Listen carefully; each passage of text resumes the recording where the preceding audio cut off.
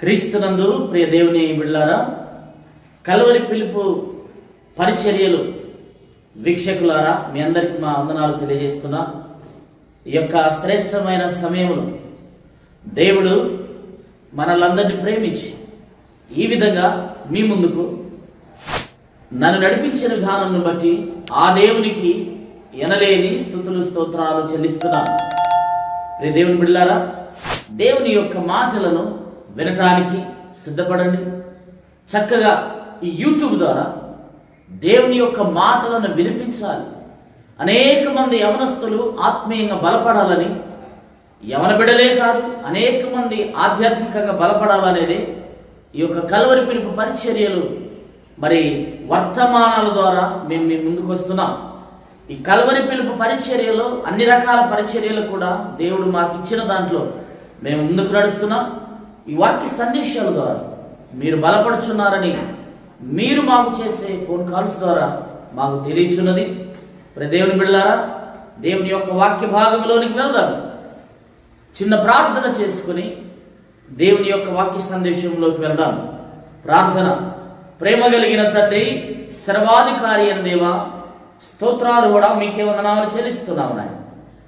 అయ్యా, మా జీవితంలో మీరిచ్చిన ఇటు భాగ్యమును బట్టి దేవా మీకే వందనాలు చెల్లిస్తున్నాం. మీ మాటలు వింటున్న బిడ్డలను దీవించడం, వారి కుటుంబాలను ఆశీర్వదించడం. కల్వరి పిలుపు పరిచర్యల ద్వారా అయ్యా మీ బిడ్డల మధ్యకు ఆధ్యాత్మికంగా బలపరచడానికి మీ మాటల ద్వారా ముందుకు నడుస్తుండాలి. మీ కృపలో నడిపించమని దీవించమని మా రక్షకుడు మీ ప్రియ కుమారుడైన యేసు నామములో అడుగుచున్నాము తండ్రి, ఆమేన్. మంచిది. ప్రియ దేవుని బిడ్డలారా, ఈ విలువైన శ్రేష్టమైన సమయాన్ని బట్టి పరిశుద్ధ గ్రంథంలో నుండి దేవుని వాక్యాన్ని చదువుకుందాం. యోబు గ్రంథం 15వ అధ్యాయం 16వ వచనాన్ని నేను చదువుతున్నా. మీరు శ్రద్ధగా వినాలని మీకు తెలియజేస్తున్నాను. 16వ వచనం. అట్లుండగా హేయుడును చెడినవాడును నీళ్లు త్రాగునట్లు దుష్క్రియలు చేయువాడును మరి అపవిత్రుడు కాదా? గమనించండి ప్రియ దేవుని బిడ్డలారా, ఇక్కడ ఒక మాటను మనం చూద్దాం. నీళ్లు త్రాగినట్లు దుష్క్రియలు చేయువారు, నీళ్లు త్రాగినట్లు దుష్క్రియలు చేయువారు. ఈ మాట చూడండి ప్రియ దేవుని బిడ్డలారా, నీరు మనకెంత అవసరమైనది కదా. ఒక మనిషి సగటున 5 లీటర్ల నీరు తాగాలి. అది ఆరోగ్యానికి మంచిది. అది దేవుడు చెప్పినటువంటి ఆరోగ్య సూత్రాలు. దేవుడు మనకు ఎన్నో ఉచితంగా ఇస్తున్నాడు. గాలి ఇస్తున్నాడు, నీరు ఇస్తున్నాడు. మరి నీరు అవసరమే. అయితే ఈ లోకంలో నీవు నేను జీవించేటప్పుడు చాలా మంది బిడ్డలు, యవనస్తులు నీళ్లు త్రాగినంత ఈజీగా దుష్క్రియలు చేయుచున్నారు. బిడ్డలారా, నిజంగా లోకం ఎంత భ్రష్టత్వంలోకి పోయింది, ఎంత చెడుకోవచ్చున్నది. బిడ్డలారా, నీళ్లు త్రాగినంత ఈజీగా పాపము చేయుచున్నారు. నీళ్లు త్రాగినంత సులువుగా లోకములో జారత్వం జరుగుతున్నది. నీళ్లు తాగినంత సులువుగా లోకములో సినిమాలకు అలవాటైపోయారు యవనస్తులు. దేవుని బిడ్డలారా, దేవుని నమ్మిన బిడ్డడవైతే, నీవు చర్చికి వెళుతున్న బిడ్డడవైతే, దేవుని మాటలను విని ఇతరులకు కూడా తెలియచేయవలసిన అవసరత నీ మీద ఉన్నది కదా. అలాగైతే నీవు నీళ్లు త్రాగినట్లు దుష్క్రియలు అనగా దుష్ట స్వభావం కలిగి ఉన్నావేమో. ఈ వాక్యము నీ కొరకే అన్న విషయాన్ని గుర్తుపెట్టుకోవాలి. నీళ్లు త్రాగినట్లు దుష్క్రియలు చేయువారు అనేక మంది భూమి మీద ఉన్నారని దేవుని వాక్యము తేట తెల్లగా మనకు తెలియజేస్తుంది. అలాగైతే నువ్వు దుష్క్రియలు ఈ నూతన సంవత్సరములు పాత జీవితాన్ని, పాత స్వభావాన్ని కలిగి ఉండి దేవుడిచ్చిన తలాంతులను పోగొట్టుకుంటూ, దేవుడిచ్చిన గొప్ప దీవెనలు పోగొట్టుకుంటూ, ఆయన మన ఎడల చూపించే దీర్ఘశాంతమును ఆసరా చేసుకుని ఇంకా లోకములో జీవిస్తున్నావేమో. ఈ వాక్యము నీ కొరకే. నీళ్లు త్రాగినంత ఈజీగా నువ్వు ఏ పాపం చేస్తున్నావు, ఏ అబద్ధం ఆడుచున్నావో, ఏ తప్పు చేస్తున్నావో మనుషులకు తెలియదు, కానీ దేవుడైతే చూస్తున్నాడు. ప్రియదేవుని బిడ్డ, ఆయన మనల్ని చూచే దేవుడు. ఏకకాలంలో ప్రపంచమంతా చూచే దేవుడు. ఆయనకు మరుగైనది ఏది లేదన్న విషయాన్ని జ్ఞాపకం చేసుకోవాలి. అలాగైతే నీళ్లు త్రాగినంత ఈజీగా దుష్క్రియలు చేసే వారి పరిస్థితి ఏమిటి? దుష్క్రియలు చేసుకుంటూ నువ్వు వెళుతుంటే నీవు ఆశీర్వదించబడతావా? లేదా నీ పరిస్థితి ఏమిటి? ఎట్లా ఆశీర్వాదాలు వస్తాయి? నీతిగా జీవిస్తే ఆశీర్వాదాలు వస్తాయి, కానీ దుష్క్రియలు చేయవారి పరిస్థితి ఏమిటో యోబు గ్రంథంలో కొన్ని మాటలను మనం చూస్తాం. యోబు గ్రంథం 15వ అధ్యాయంలో ఈ మాట మనం చదివాం. 20వ వచనంలో, నీళ్లు త్రాగినట్లు దుష్క్రియలు చేస్తే మనకు వచ్చేటువంటి ఇబ్బందులు ఏమిటి, సమస్యలు ఏమిటి? నువ్వు చేస్తున్న పాపము ఏదైతే ఉందో అట్టి పాపమును బట్టి నీకు శ్రమ రాబోచున్నదన్న విషయాన్ని గుర్తుపెట్టుకోవాలి. పాపమును ఒప్పుకొని దేవుని దగ్గరకు వస్తే ఆ శ్రమలు తొలగిపోతాయి, కానీ ఈ లోకములను పాపము చేస్తూ వెళితే, దుష్క్రియలు చేసుకుంటూ వెళుతుంటే ఒక దినాన భయంకరమైనటువంటి సమస్యలు నీకు వస్తాయని దేవుని వాక్యం సెలవిస్తుంది. అందుకే అలా దుష్క్రియలు చేసేటువంటి వారికి వచ్చేటువంటి సమస్యలు ఏమిటయ్యా అంటే, మరి 15వ అధ్యాయం యోబు గ్రంథం 15వ అధ్యాయం 20వ వచనంలో ఒక మాట రాయబడింది. తన జీవిత కాలమంతయు దుష్టుడు బాధ నొందును. గమనించండి ప్రియ దేవుని బిడ్డలారా, నీళ్లు త్రాగినంత ఈజీగా నువ్వు దుష్క్రియలు చేస్తే ఒక దినాన నీకు బాధ.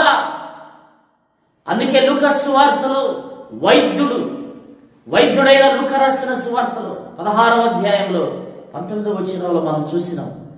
ధనవంతుడు నీళ్లు త్రాగినంత ఈజీగా సుఖానికి అలవాటు పడ్డాడు, తానన్నిటికి అలవాటు పడిపోయాడు. కానీ మరణించిన తర్వాత, అనగా మనిషి జీవితము పుట్టినప్పుడు కాదు ప్రారంభం, చనిపోయిన తర్వాత ప్రారంభమవుతుంది బాధ. తాను ఇక జీవితాంతం, అనగా యుగ యుగాలు బాధ, వేదన. అక్కడ అంటాడు, నేను బాధపడుచున్నాను. బాధ. ఈ లోకంలో కూడా బాధే ప్రియ దేవుని బిడ్డలారా. ఏమిటి మన పరిస్థితి? ఎంతకాలం దేవునికి దూరస్తులుగా ఉండి లోకస్తులుగా జీవిస్తూ ఏముంది ఈ లోకంలో? ఏం లేదు. ప్రియ యవనస్తుడా విను, ఈ మాటలు నీ కొరకే. ఏం లేదు ఈ లోకంలో. నీ జీవితాన్ని ఒక సినిమా వల్ల అర్థనగ్నంగా నృత్యం చేస్తున్న వాళ్ళని చూస్తూ నువ్వు దుష్క్రియలు చేస్తున్నావు. లోకంలో భయంకరమైన పాపములు ఉన్న సినిమా వల్ల వెంటపడుతున్నారు, వాళ్ళని ఆదర్శంగా తీసుకుంటున్నారు. ఎంత దుష్క్రియలు! డబ్బు వృధా చేసుకుంటున్నారు. అందుకే నీ దుష్క్రియలను బట్టి నువ్వు బాధపడతావు. ఎట్టి బాధో, ఎట్టి వేదనో. తప్పిపోయిన కుమారుడు దుష్క్రియలు చేశాడు. నీళ్లు తాగినంత ఈజీగా డబ్బు త్రాగేశాడు. వ్యభిచారం, వేశ్యలతో తిరిగాడు. ఎంత భయంకరమైనటువంటి పాపం చేశాడో. ఒక దినాన అతడు కడుపు కాలిపోయింది, ఆకలికి అల్లాడిపోయాడు. దుష్క్రియలు చేయటం వలన బాధ. గమనించండి, తండ్రికి దూరంగా వెళ్ళిపోయి సమస్తము కోల్పోయి తాను బాధపడుచున్నాడు. ఆ బాధ ఎట్టి బాధ అంటే, పందుల దగ్గరికి వెళ్ళి పందులు తినే పొట్టు తినాలనుకున్నాడంటే తాను ఎంత బాధపడ్డాడో. ఈ దిన నీ జీవితాన్ని నువ్వు పాడు చేసుకుంటున్నావేమో ప్రియ దేవుని బిడ్డలారా, దేవుని కుమారులారా, దేవుని బిడ్డలారా, ఆలోచన చేయండి. ఈ వాక్యం నీ కొరకే అన్న విషయాన్ని గుర్తుపెట్టుకోవాలి. మనం దుష్క్రియలు చేస్తే ఒక దినాన పనిష్మెంట్ ఉంటుంది అన్న విషయాన్ని గుర్తుపెట్టుకోవాలి. అందుకే దుష్క్రియలు, నీరు తాగినట్టు దుష్క్రియలు చేస్తే వారి పరిస్థితి ఏమిటంటే బాధపడతారు. ఇంకో మాట అంటున్నాడు, నీరు త్రాగినట్లు దుష్క్రియలు చేస్తే. ఈ యోబు గ్రంథం 15వ అధ్యాయం 23వ వచనంలో అక్కడ రాయబడిన మాట, అబ్బా ఆహారం ఎక్కడ దొరుకునని దాని కొరకు తిరుగులాడును. దుష్క్రియలు చేస్తే నీవు ఒక దినాన అన్ని కోల్పోయి ఆహారం కొరకు వెతుకులాడాలి. తప్పిపోయిన కుమారుడు ఆకలి కేకలతో ఆర్తనాదాలు చేశాడు, అలమటించిపోయాడు, ఆహారం కొరకు వెతుకులాడాడు. ప్రియ దేవుని బిడ్డలారా, నీవు కూడా లోక సంబంధమైన తలంపులు కలిగి ఉన్నావేమో, పరసంబంధమైన దేవుని తలంపులు కలిగి ఉండాలి. చూడండి, దేవుని తలంపులు కలిగి ఉంటే ఎట్టి ఆశీర్వాదాలు. అదే దుష్క్రియలు మానుకొని దేవుని దగ్గరికి వచ్చి క్షమాపణ అడిగి అయ్యా నన్ను క్షమించు ఆయన ఎన్నాడు చెయ్యనని ఒప్పుకుంటే ఆయన నీతిమంతుడు నమ్మదగిన వాడు కాబట్టి నీకున్నటువంటి ఆ పాపములను క్షమించటానికి దేవుడు సిద్ధంగా ఉన్నాడు. నీవు నీతిమంతుడుగా ఉంటే చూడండి, నీతిమంతులుగా ఉంటే ఏం జరుగుతుందంట? నేను ఈ వాక్యం చదువుతాను. 37వ కీర్తన 25వ వచనంలో ఒక మాట రాయబడింది. నేను చిన్నవాడనై ఉంటిని, ఇప్పుడు ముసలివాడనై ఉన్నాను, అయినను నీతిమంతులు విడవబడుట గాని వారి సంతానము భిక్షమెత్తుట గాని నేను చూచి ఉండలేదు. ఎంత శ్రేష్టమైన మాట ప్రియ దేవుని బిడ్డలారా! వారి సంతానము భిక్షమెత్తుటగా నేను చూసి ఉండలేదు. అంటే నీతిగా జీవిస్తే నీకు సమృద్ధి ఆహారం. దుష్క్రియలు చేసిన యోసేపు అన్నల ఆహారం కొరకు వెతుకులాడారు, కానీ నీతిగా జీవించిన యోసేపు దగ్గర కరువులో సైతము సమృద్ధి ఆహారం ఉన్నది. ఇది కదా కావలసింది. 17 సంవత్సరాలకు యోసేపు దేవునిలోకి వచ్చాడు. 110 సంవత్సరాలకు చనిపోయాడు. మధ్యలో ఎన్ని సంవత్సరాలు ఉన్నాయో ఆ అన్ని సంవత్సరాలు దేవుని ఎదుట నీతిమంతుడుగానే ఉన్నాడు. దేవుని బిడ్డ, ఒక యవనస్తుడిగా ఆ నీతి నీలో ఉందా? ఆ నీతి నీలో ఒక యవనస్తురాలుగా నువ్వేం చేస్తున్నావు? దుష్క్రియలు, నీళ్లు త్రాగినంత ఈజీగా నువ్వు దుష్క్రియలు చేస్తే నువ్వు బాధపడతావు. ఆహారము కొరకు నువ్వు వెతుకులాడాలి. అందుకే యోసేపు నీతిమంతుడు కాబట్టి అతని దగ్గర చుట్టుపక్కల దేశాలన్నీ కరువులు ఉన్నాయి, కానీ యోసేపు ఉన్న దేశంలో కరువు లేదు. అది నీతిమంతుడికి దేవుడిచ్చే గొప్ప ఆశీర్వాదం. ఎంత వ్యత్యాసం! దుష్క్రియ స్వభావం కలిగిన అన్నల ఆహారం కొరకు వెతికారు. యోసేపు దగ్గర ఉందని తెలుసుకున్నారు. ఈనాడు ఈ వాక్యం వింటున్నది. రాబోయే దినాలలో ఎట్టి పరిస్థితులు ఎదురవుతాయో మనకు తెలియదు, కానీ ఒకటి గుర్తుపెట్టుకోవాలి, నీళ్లు త్రాగినంత ఈజీగా దుష్క్రియలు చేయొద్దు. ప్రియ దేవుని బిడ్డలారా, అందుకే ఈ దినాన ఈ వాక్యం మీ కొరకన్న విషయాన్ని గుర్తుపెట్టుకోండి. నీళ్లు త్రాగినంత త్రాగినట్లు దుష్క్రియలు చేస్తే బాధ నొందుతారు. అదేవిధంగా ఆహారం కొరకు నువ్వు వెతుకులాడాలి. మూడోది ఏమంటాడంటే, యోబు గ్రంథం 15వ అధ్యాయం 28వ వచనం, అట్టివారు పాడైన పట్టణములలో నివసించుదురు, ఎవరును నివసింపకూడని ఇండ్లలో దిబ్బలు కావలసిన ఇళ్లలో నివసించెదరు. దేవుని బిడ్డలారా, దిబ్బలు కావలసిన ఇళ్లలో నివసించెదరు. పాడైన పట్టణంలో నివాసం ఉంటారు. పాడైన పట్టణం, ఇల్లు పాడైపోతుంది. దిబ్బలాంటి గృహాలలో నివాసం ఉండాల్సి వస్తుంది. అర్థమైంది మాట? మనం బాధపడటమే కాదు, ఆహారం కొరకు వెతుకులాడాలా, నివాసం ఉండటానికి ఇల్లులు కూడా ఉండవు. ఇది దుష్క్రియలు చేసే వారికి జరగబోయే సంఘటన. అలాగైతే నువ్వు నీతిమంతుడుగా ఉంటే నీకు సమృద్ధి ఆహారం, మంచి గృహము. యోసేపు కదా నీతిమంతుడుగా ఉన్నాడు కాబట్టి అతని దగ్గర ఎలాంటి సంతోషం ఉన్నాయా అంటే, దేవుళ్ళలో ఉన్న బిడ్డలకు ఎట్టి సంతోషంగా ఉంటుందో అట్టి సంతోషాన్ని అతనికి దేవుడిచ్చాడు. అతని దగ్గర బాధ లేదు, సంతోషం ఉంది. అతని దగ్గర ఆహారం కొరత లేదు, సమృద్ధి ఉంది. అతడు ఒక ప్రధానిగా ఒక దేశంలో, ఐగుప్తు దేశంలో ఎట్టి నివాసం ఉన్నాడో ఇది నీతిమంతులకు ఇచ్చే గొప్ప భాగ్యం. అలాగైతే ఈ దినాన ఈ వాక్యం వింటున్నా నీవు దుష్క్రియలు, నువ్వే తప్పు చేస్తున్నావో దేవుడు చూస్తున్నాడు. నువ్వు ఒక విద్యార్థివి కావచ్చు, చదువుకున్న బిడ్డడివి కావచ్చు, ఒక ఉద్యోగస్తుడివి కావచ్చు, నీవెవరివైనా కానీ ఈ దినాన దేవుడు నీతో మాట్లాడుచున్నాడు.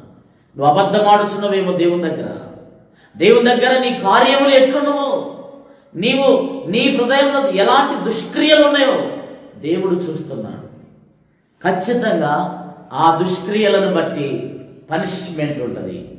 ఈ మాట గుర్తుపెట్టుకోవాలి దేవుని బిడ్డ. అందుకే దేవుని దగ్గరికి వస్తే, ఎంత గొప్ప దేవుడు, మనల్ని అంతగా ప్రేమిస్తున్న దేవుడు, ఆయన అధికమైన కృపచేత అమూల్యమైన రక్తంతో నిన్ను నన్ను కడిగి వేశాడు. ఈ మాటలు వింటున్న ప్రియ యవనస్తులారా వినండి. మీరు లోకంతో సహవాసం చేస్తున్నారు, పాపానికి దాసరం అయిపోతున్నారు. మీరు ఒక్కసారి పరిశుద్ధత అంటే ఏమిటో వచ్చి చూడండి, దానిలో ఉన్న సంతోషాన్ని అనుభవించండి. అంతేకాని దుష్క్రియలు చేసి జీవితాన్ని పాడు చేసుకోకూడదు. నాకు తెలిసినటువంటి ఒక సంఘటన ప్రియ బిడ్డలారా, ఒక యవనస్తుడు ఇంటర్మీడియట్ పాస్ అయిపోయాడు. ఇంటర్మీడియట్లో మంచి మార్కులు వచ్చాయి. తాను బీటెక్లో జాయిన్ అయ్యాడు. బీటెక్లో జాయిన్ అయిన తర్వాత తాను ఇంటర్లో ఎంత ఎక్కువగా చదివాడో అంత భ్రష్టత్వంలోకి వెళ్ళిపోయాడు.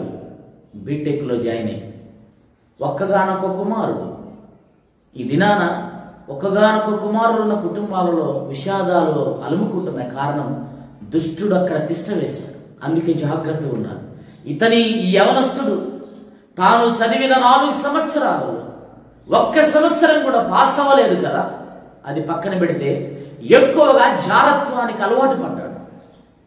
ఎక్కడికి వెళితే అక్కడికి జారత్వం అంటే పెళ్లి కాకుండా చేసేదే జారత్వం. తాను తీసుకున్న ఆ భయంకరమైనటువంటి పాపపు నిర్ణయాల వల్ల 4 సంవత్సరాలలో పాసు అవ్వలేదు. చివరి సంవత్సరంలో కూడా పాస్ అవుతాడనుకున్నారు, కానీ అవ్వలేదు. కారణం ఏంటంటే అతను భ్రష్టత్వంలోకి వెళ్ళిపోయాడు. అయితే ఆ యవనస్తుడు ఒక దినాన ఇంత భయంకరమైన జారత్వంలోకి వస్తే, ఒక దినాన జరిగిన సంఘటన ఏమిటంటే అతనికి భయంకరమైన జ్వరం వచ్చింది. జ్వరంతో బాధపడుతుంది, అల్లాడిపోతుంది. చూసారా, దేవుడు చక్కని ఆరోగ్యాన్ని ఇచ్చినప్పుడు మనం పాపాన్ని వెతుకుతాం, అనారోగ్యం వచ్చినప్పుడు దేవుణ్ణి వెతుకుతాం. ఇది మనం చేసే తప్పు. పాపములో ఉన్నప్పుడు దేవుడు గుర్తురాడు, పనిష్మెంట్లో ఉన్నప్పుడు దేవుడు గుర్తొస్తాడు. అది ఎలాగో అలాగైతే ఈ కుర్రవాడు ప్రార్థించమని అడిగాడు. మా దగ్గరకు వచ్చాడు, అన్నా ప్రార్థన చేయ, నాకు జ్వరం వస్తుందని, ఒకసారి బ్లడ్ టెస్ట్ చేయించుకోండి అయ్యా అని చెప్పారు. అన్ని బ్లడ్ టెస్టులు చేశారు, అన్నీ చేశారు, కానీ ఏ బ్లడ్ టెస్ట్ కూడా మరి నెగిటివ్ రాలేదు. క్షమించండి, ఏ బ్లడ్ టెస్ట్ కూడా మరి అంత బాగానే ఉంది. అన్ని టెస్టులు బాగానే ఉన్నాయి, కానీ అన్ని బాగున్నాయి అనగా మరి అతనికి మలేరియా టెస్టు, డెంగ్యూ అన్ని టెస్టులు చేశారు. దేంట్లో పాజిటివ్ లేదు, అన్ని నెగిటివే ఉన్నాయి. మరి ఒక్క టెస్ట్ చేయటం ఆగిపోయారు. జ్వరం అలాగనే కంటిన్యూ అవుతున్నది. ఆ ఒక్క టెస్టు ఏంటా ఆ అబ్బాయికి అర్థమైంది, ఒకవేళ నేను పాపంలో ఉన్నా కదా అని చెప్పి హెచ్ఐవి టెస్ట్ చేయించారు. అన్ని టెస్టులు బాగున్నాయి, కానీ ఈ ఒక్క టెస్ట్ పాజిటివ్ అయింది. చూసారా ప్రియ దేవుని బిడ్డలారా, హెచ్ఐవి వ్యాధి సోకింది అతనికి. జాగ్రత్త, నువ్వు చేసే దుర్మార్గపు తలంపుల వలన నీ జీవితం పతనంలోకి వెళ్తుంది. కృంగిపోయాడు, అల్లాడిపోయాడు. ఇక నన్ను చూసి అందరు నవ్వుతారనుకున్నారు, అందరు హేళన చేస్తారనుకున్నారు. తాను ఒక్కడు తల్లిదండ్రులను కాదని ఎవ్వరికి చెప్పకుండా భయంకరమైన అడవిలోనికి వెళ్ళి ఒక చెట్టుకు ఊరేసుకొని చనిపోయాడు. ఏమిటి పరిస్థితి? తాను అనుకున్నటువంటి జీవితము ఏమైపోయింది? బీటెక్ చదివి ఒక మంచి ఉద్యోగంలో ఉంటే తల్లిదండ్రుల ఆనందం మాటలో చెప్పలేనిది కదా. ఇప్పుడు ఆ తల్లిదండ్రులు ఈ పిల్లవాడు, ఈ యవనస్తుడు చేసిన నీళ్లు త్రాగినంత ఈజీగా జారత్వాన్ని చేశాడు. ఇప్పుడు తల్లిదండ్రులకు బాధ, తల్లిదండ్రులకు వేదన. ఈ వాక్యాన్ని వింటున్న ప్రియ దేవుని బిడ్డలారా, యోసేపు వలె నీతిమంతుడుగా ఉండు, నీతిమంతురాలిగా ఉండు, నీ కుటుంబం సమృద్ధిగా ఉంటుంది. నువ్వు దుష్క్రియలు చేస్తూ భయంకరమైన పాపంలో ఉంటే ఒక దినాన నువ్వు బాధపడాల్సి ఉంటుంది. దేవుడు మనల్ని బాధ పెట్టడానికి లోకానికి రాలేదు. పాపములో బాధపడుతున్న మనల్ని తన రక్తముతో శుద్ధీకరించి మనల్ని సంతోషపరచడానికి వచ్చాడు. కాబట్టి ఈ వాక్యం వింటున్న మీరు ఈ మాటలను ఇతరులకు కూడా తెలియచేయండి. దేవుడు మిమ్మలను, మీ కుటుంబాలను దీవించి ఆశీర్వదించును గాక. ఆమేన్.